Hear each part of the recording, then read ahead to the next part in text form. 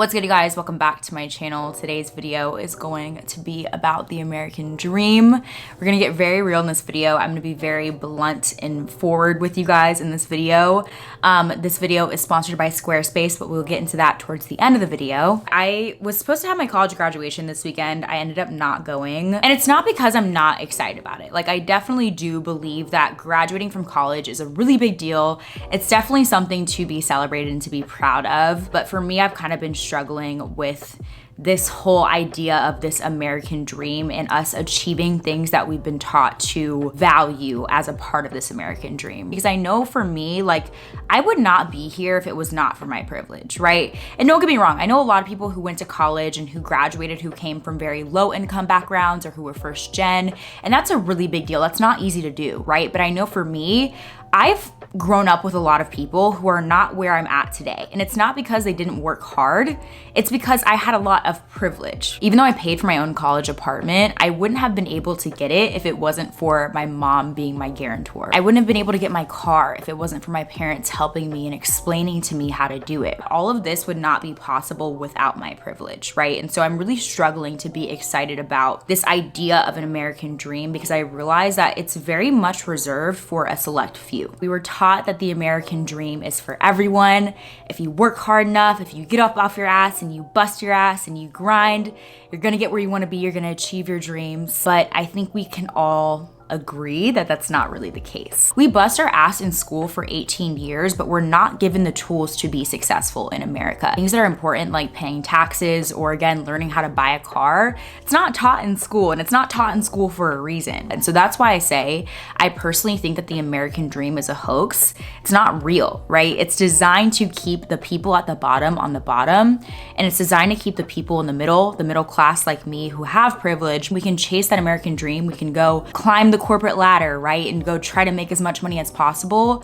But at the end of the day, we're really just robots. We're really just sheep, right? To make the people at the top richer than they already are. The people who kind of run the government, which is corporations, right? The wealthy, the rich, people who usually actually don't even work in the government, those people intentionally want us to keep chasing this dream. That's why, again, in schools, we're not taught anything important because you stay ignorant enough, you will continue chasing that dream. As long as we are not asking any questions, as long as we are workers and good consumers, we are making the wealthy richer. And what we've kind of been sold is this idea that we continue living on this way, then we can all be successful and happy, right? When in reality, a lot of this is fake, right? Money in itself is not real. All money that is in circulation right now, the only way this materializes is from debt, right? It's materialized from treasury bonds. It's materialized from home loans, from credit cards, right? So when you think about it, if all outstanding debt was paid off right now, there would not be money in this world, right? So we're kind of all chasing this dream. We're all chasing this hustle over something that is not real. And the way that our money system has been designed, the fact that money is, again, not real, it results in two things, right? Which is inflation and bankruptcy.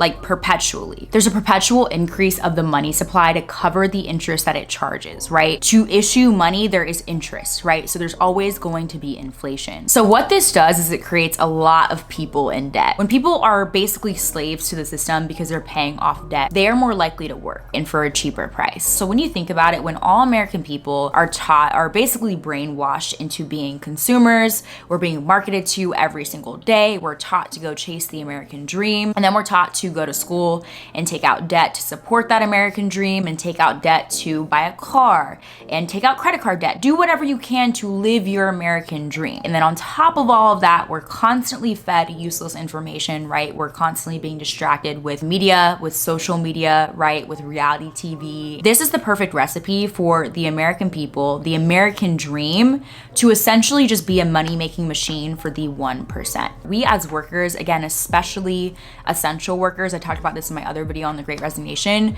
we're being paid a lot less than we are actually worth. We're also being overworked. And the craziest thing is that America does this not only to individuals, not only to Americans, but they also do it to other countries. America issues loans to other countries that they know cannot pay back the loans so that they can take advantage of them, right? So that they can extract natural resources, so that they can go set up sweatshops, right? It's actually really crazy when you really look into it, but it's all hidden from us as American people, right? Where it's disguised as this American dream. And for some people, it's really hard to accept that, right? I know a lot of people, their argument is, you know, the reason why things are like this is so that America can be the greatest country in the world, right? We've been taught that America is one of the greatest countries in the world because our economy is so great, when in reality, that in itself is fake too. The idea of a GDP, right, gross domestic product, that is like one of the biggest signifiers of a country's health. So America has a lot of value placed in our GDP, right? Our GDP is constantly rising, but all GDP really is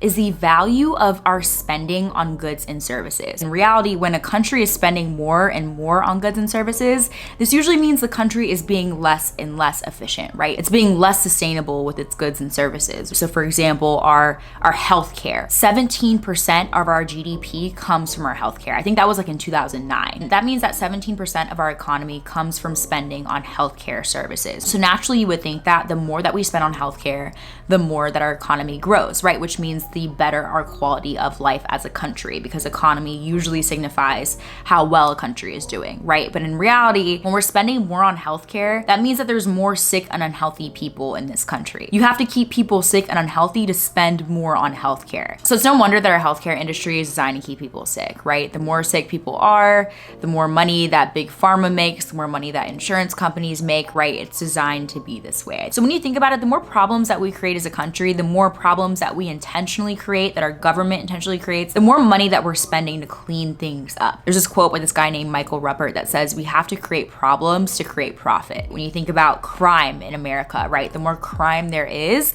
the more money that corporations are making. There's over 2 million people in the US locked up right now. We are literally the world's biggest incarcerator. A lot of our prisons are privately owned, which makes zero sense to me whatsoever, right? But almost all of our prisons have people working as slave laborers, right? The more people who are locked up, the more money corporations are making. There's no wonder that the war on drugs happened. There's no wonder that our country purposely locks people up, right? Black people in particular, right? If you guys have seen 13th on Netflix, if you guys haven't already seen it, I really recommend you guys go watch it. Our economy being good does not equate to a good quality of life in this country. It doesn't make us efficient. It doesn't make us the biggest innovators in the world. Our products are literally designed to break down within a few years. It's so that we can spend more, right? So we're spending more, we're creating more problems, we're literally designing products that break down so that we can be the world's biggest economy, right? So that corporations can make money. When we measure the health of a country based off of economics, based off of money, which again is something that's not even real, we are lying to ourselves, right? We're being lied to. This idea of an American dream, this idea of America being the greatest country in the world and the biggest economic player and people living their best lives here, a lot of this is a hoax. And don't get me wrong, I realize that a lot of people have come to America and had way better access to opportunities and to good lives than they have in other countries. But at the end of the day, a lot of the issues that we face in America, we should not be facing. And the only reason that we're really facing them is so that people at the top can stay at the top. And that's why I say the American dream does not exist, right? It's not real. So when you're being sold this lie, it's a lot easier to go to work every single day, come home, watch some reality TV, and wake up and do it all over again and pretend like nothing is wrong. But I really, really encourage you not to take the easy route, right? If enough of us are mad, if enough of us are angry and want change, we can actually make change. It should not take another pandemic, right? It should not take another million people losing their lives or losing their houses, right? Or another cop shooting another Black person for us to be angry. We should be angry right now. I encourage you to go read some more about what's going on, go learn as much as you can, and do whatever you can to stay aware of what's going on. A lot of the things that I talked about in this video I actually got from this documentary that I watched called Zeitgeist that a lot of you guys recommended me. So I'll leave a link to that down below, as well as a lot of other resources that you guys can go check out. I'm thinking about maybe starting like some kind of like Excel sheet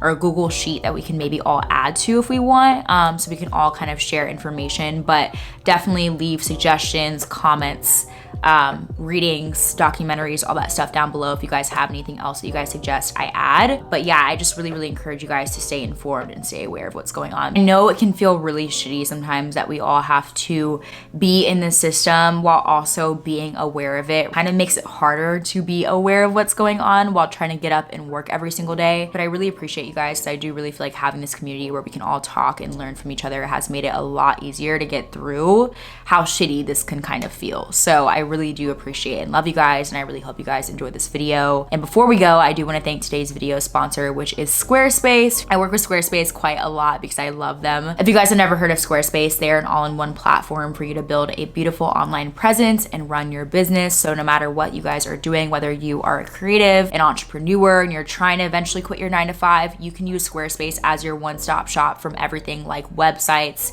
to online stores to marketing and analytics to support what you do. So one feature that I really like about Squarespace that I always talk about is their ability to collect donations. So if you are trying to start your own business, if you're trying to get crowdfunding for a cause that you believe in, you can actually use Squarespace to collect donations from things like Stripe, PayPal, Venmo, Apple Pay. They have a wide variety of payment features, which makes it very, very easy to pull some money together. Another feature that I really like about Squarespace is their extensions. They work with a lot of third-party companies that has tools that can help you manage literally anything from inventory to promotions to bookkeeping. So you don't have to have a lot of knowledge to get whatever you want to get off the ground on your website. And lastly, I will say Squarespace has a blogging and community feature that makes it really easy for you if you want to share your opinions online, start a community of people who talk and learn from each other and grow with each other. You can do that on Squarespace as well. They make it very, very easy with their blogging features. So I really encourage you guys, check out Squarespace if you haven't already, no matter what your passion is. You guys can use my link squarespace.com/Lynette Atkins to get 10% off of your first purchase with them.